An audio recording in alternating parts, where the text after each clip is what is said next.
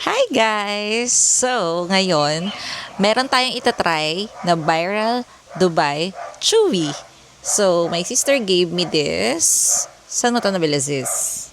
Um, sa Santo Niño, sa Elise Pastry Cafe. Alright! So, itatry natin to. First time ko makakatikim nito. Actually, matagal ko na siyang ni-scroll, pero let's try.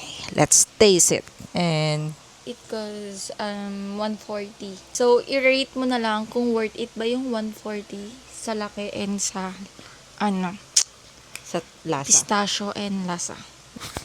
Ayan. Iyay.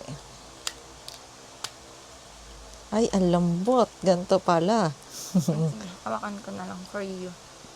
Ano mo muna? Yan, ganyan mo muna. Oh my. By the way, binili nga pala to. Mga anong oras nyo binili to? Para syempre. 2 p.m. Around 2 p.m. After namin mag-okay, guys. Kanina. Dumaan kami sa Pastry Cafe Elise. Yan. So, Ayan siya. look. Ano ba siya? Tawag doon.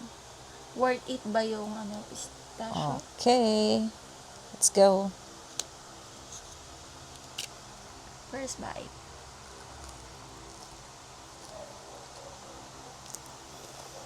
Walang mic, sis. Paano maririnig? Mm-mm. Mm.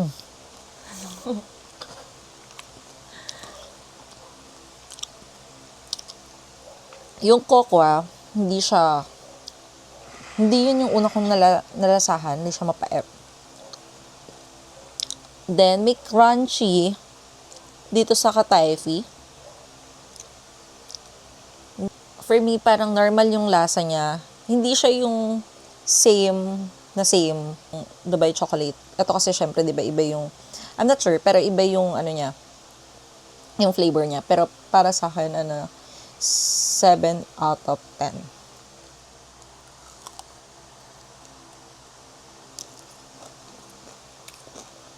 Yung mallows niya, sobrang soft. And hindi siya matigas. Kasi mostly, di ba, sabi nila, matigas yung kapag hindi mo na perfect yung yung paghalo, kasi tumitigas siya.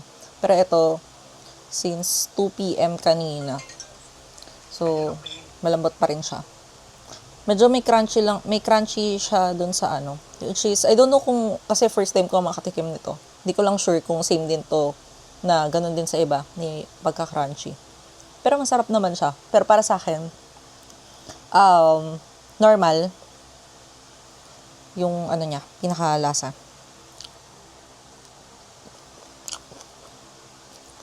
Di ba nakatikim ka na ng ibang Dubai? Chewy. Marami na. Pistachio chewy. Parang sa lahat ng mga nadadaanan ko, tumitikim ako. Kasi So, compare ko yung mga ano rate mo dito sa 8 over 10. Mm. Kasi, sa size, yung nabibili ko kasi 150, just mas malaki siya. Tsaka mas malaman yung pistachio niya sa loob. Pero sa lasa, masarap din siya. Masarap naman siya, oo. Yun.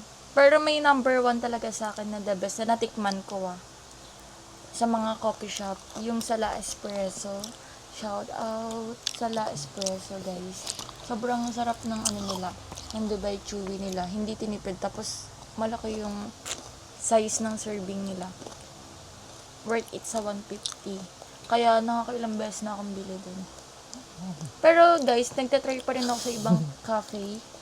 Kasi, syempre, support natin yung mga small business.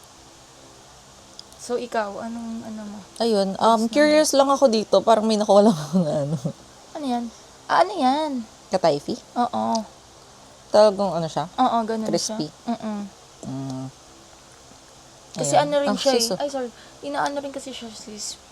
Niluluto rin siya. So, parang Oo, pinapaano kasi rin. may nakita ko eto nakita ko lang to sa social media, sisa. May mga Dubai Chewy na ginagamit is sotanghon. Yung mga ganito na budget friendly. Oo, so parang na-curious lang ako. Kasi hindi ko nga talaga totally alam talaga first time ko. Pero masarap naman siya, pero para sa akin normal yung ano niya, yung lasa. Kumbaga parang bago ba sa panlasa dito sa Pero guys, wala makakatakal sa Philippines. Dubai. Pistachio talaga. Favorite ko talaga yung sobra. Kaya hinintay ko. Umorder siya sa ano. Nagpa-order siya guys. Ano ba sa? Pag kinakagat mo sobrang crunchy. Mm. Ayun. Kaya curious ako, meron kasing parang malambot. Mm-mm. Tapos merong matigas. So, Sa ano kasi nila yan, sa paghalo. mm. Niluluto rin kasi yan. Pero ang perfect nun sa chocolate nila. Yan, kasi sobrang ano niya talaga, soft niya. Since kanina pa Ayun, siya. malambot din naman yung pinaka-marshmallow niya, no? Oo, malambot.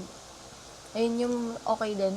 Isa sa okay din is malambot dapat yung marshmallow. Kasi pag ano siya. Ayun yung parang ang hirap na kagatin. So ngayon, nakapag-try na ako kasi matagal ko nang nire-request to sa sister ko. So sana matikman ko din yung sa top La 1. Espresso. La Espresso. Dubai Chewy. So, ayan lang guys. Thanks for watching. Bye!